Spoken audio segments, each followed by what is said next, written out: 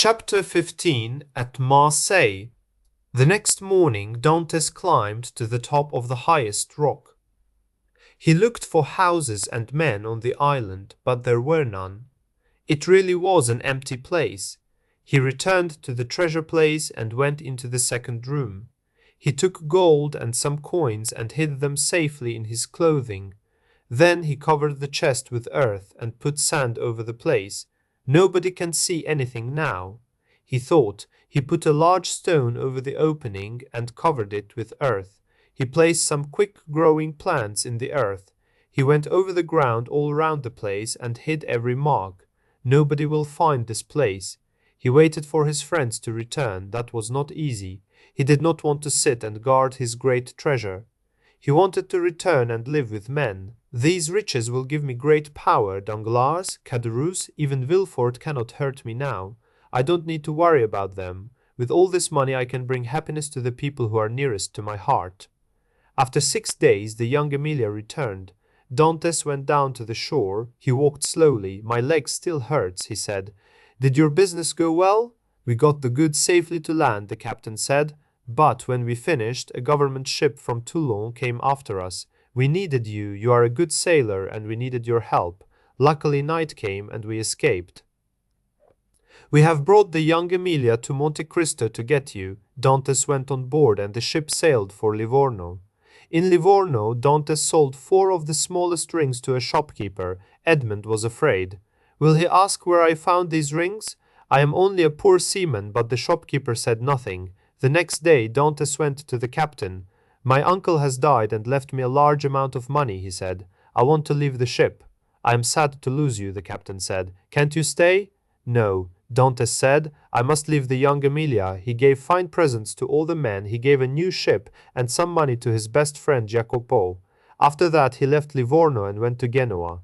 In Genoa he saw a boat builder. The man had a beautiful little ship on the water. I built this boat for an Englishman, the boat builder said. It was very small. I can sail it myself, alone, without help, Dantes thought, and it is very fast. No other ship on the water will catch it. Dantes offered a lot of money for the boat and asked the builder for the ship's papers. The Englishman will not return for some time, the boat builder said. I am sure that I can build another boat for him. So he agreed to sell the boat. He offered to find seamen for the ship, but Dantes said, I don't need anyone, but make me a hidden place on the ship near the top of my bed. The builder promised to do the work the next day. Dantes sailed away from Genoa alone and arrived at Monte Cristo on the second day. He took his boat to a different place on the shore. There was nobody on the island, and the treasure was still there. Early the next day he began to carry his treasure on board. By evening it was safely hidden in the secret place. One fine morning a small but beautiful boat sailed into Marseille. Dantes tied it up near some steps. I left Marseille just here many years ago to go to the Château d'If, he thought. The customs officers came on board to look at the ship's papers. A soldier stood near the steps. Even now Dantes was afraid when he saw a soldier. Edmond now had a different name, a rich man's name. He showed the officers the ship's papers. This boat is owned by the Count of Monte Cristo, the papers said. The customs officers wanted to please the rich ship owner. The Count can go on shore now if he wants to, they said. There is no problem with his papers. Old Nicolas, a seaman from the Pharaoh, was one of the first men that he met on shore. Dantes went straight to Nicolas and asked him a number of questions. He watched the man's face carefully, but Nicolas did not know him. Dantes gave him some money and turned away. Soon he heard a shout. Stop, Nicolas called. Dantes turned back. This coin is gold, not silver, said the good man. It is too much. Yes, my good man, said Dantes. I made a small mistake. Thank you for telling me here. Take this second gold coin. Nicolas was surprised. He could not speak. Dantes continued on his way. Every tree, every street brought back memories of the past. He walked until he saw his father's house. The door was shut, but from inside he heard the sound of quietly moving feet. Then there was a silence that was broken by a weak cry of pain. Someone said very softly, yes, soon, very soon now, but you must be strong. Dantes put out his hand to open the door, but his hand fell back to his side. He could not move. But I tell you, he is here, said the weak voice again. Go and call him in. Try to get a little sleep now, perhaps when you wake.